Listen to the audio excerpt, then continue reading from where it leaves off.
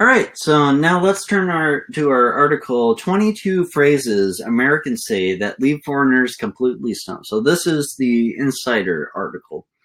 And now remember, the phrases that Americans use aren't they aren't literal. They're just a play on words. So let's look at our first phrase, and I want you to say these along with me. So say piece of cake. Piece of cake. Now, does it actually mean piece of cake? Yeah, obviously not. So piece of cake means something that's easy. And this refers to actually a poem back in the 1935 poetry collection by Ogden Nash. And this is a description provided by Insider. In her poem, it stated, her picture's in the papers now, and life's a piece of cake. Now, obviously, I don't really understand that either. Well, when I think of piece of cake, I think of it's simple to get your hands on a piece of cake because it's so readily available. And it's easy to just put the cake in your mouth and just eat it whole. So I think of piece of cake as just easy, right? Now, our next phrase is, it's not rocket science. Can you say that with me? It's not rocket science. Now, when we say it's not rocket science, we're actually saying it's easy to learn, right? Rocket science is a pretty complex field with science and engineering and different things we have to understand about space and how we can adapt to that. But when we're talking about it's not rocket science, right? We have the negative. So if it's not that, then it has to be easy, right? Not complex. So say it's not rocket science.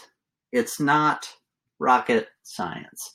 And make sure to listen to how I say it as well. It's not rocket science. Our next term, or our next phrase is break a leg. Now, I obviously don't use this as much, but I've heard it a lot. And it refers more to theater and the stage with actors and actresses. And they usually use this term to suggest, good luck with your performance. It has origins in Germany and such, and I don't really understand that, but all you need to know about that is it basically means good luck. Our next phrase is, it's for the birds. Can you say it's for the birds? It's for the birds. So it's for the birds, right? You imagine throwing out seeds for the birds. These aren't seeds that we need, right? So it's for the birds means, well, we don't really need to do that. It's not necessary.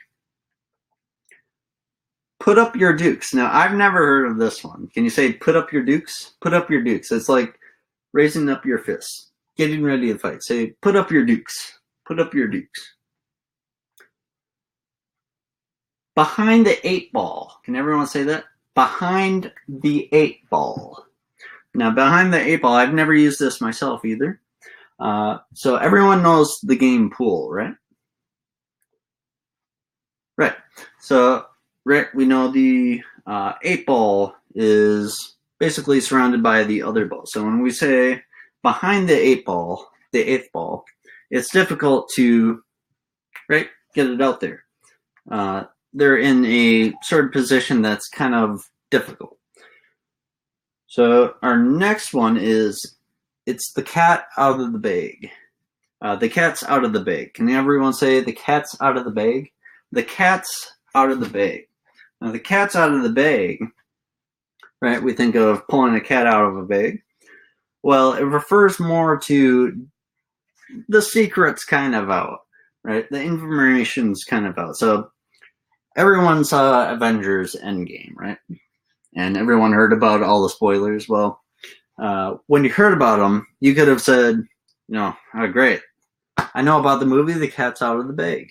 I wanted to see it for myself.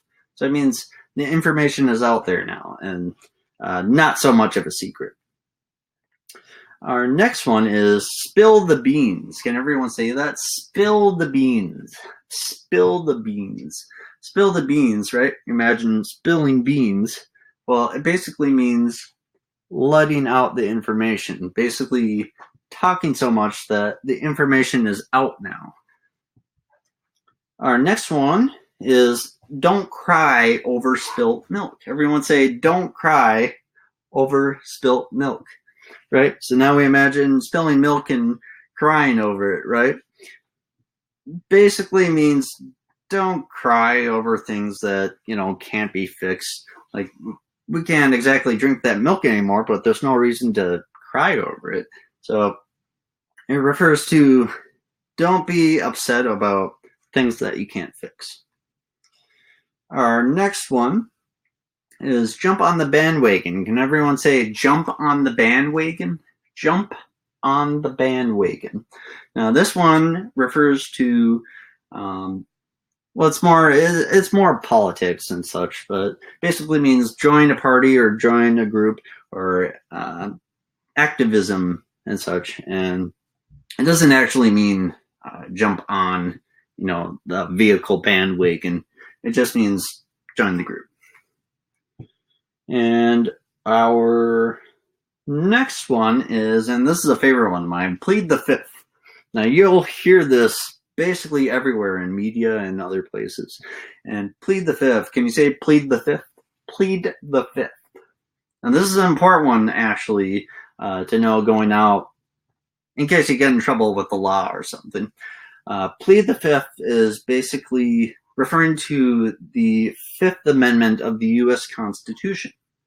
And from the article, the Insider article, they define it as basically refers to the refusal to testify on the basis that the testimony could incriminate the witness in a crime. So that's the definition from the article. And our last one here is, nope, not last one, throwing you under the bus, right? Can everyone say throwing under the bus? Throwing you under the bus? Throwing you under the bus. So that basically means you're left to do it all on your own. You're the one who's in trouble for everything that everyone else has done. So imagine if you were at work, right? And your coworkers all had something to do, but they left. So now you have to do all that work, and you didn't finish your own work. So you were basically left or thrown under the bus, right, for all the work that they were supposed to do, but apparently they couldn't complete it, and now you couldn't complete it. Ride shotgun. Can everyone say ride shotgun? Ride shotgun. Now, it doesn't actually mean ride a shotgun, right? It means to ride in the front seat with a person. And this was made popular in the Wild West, where, they liked their guns back then. So that was when that was more popularized, but basically means just to ride up front. Now, everyone got a taste of kind of the phrases that Americans love to use in their everyday speech. But part of the language that we use is understanding and deciphering the common meaning of what these terms and phrases are referring to. So we're going to, as we learn our English, we're going to see a lot more of these, but we're going to try to break them down so that you understand them a little bit better. So does that make sense? Excellent. Let's move on.